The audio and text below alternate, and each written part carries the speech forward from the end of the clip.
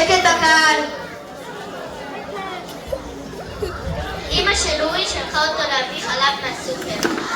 הוא הולך ורואה על החלב 5%. הוא רץ הביתה, עולה לחדר שלו ואחרי 2 שניות חוזר.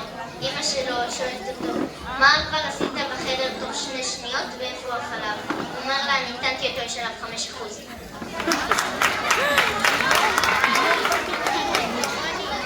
איך קיר מדבר?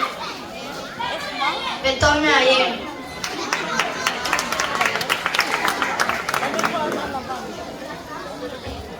אבא של יום שלה שלח אותו להביא 6 ביצים מהסופר. הוא הולך והמוכר אומר לו, יש לי 6 ביצים לא באריזה, בנפרד. יום שלה שם 2 על הראש, 2 בכיס ימין, 2 בכיס שמאל. הוא הולך הביתה.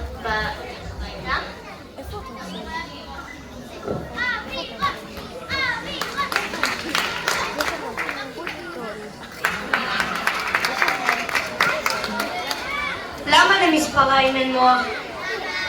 כי הם גזורים.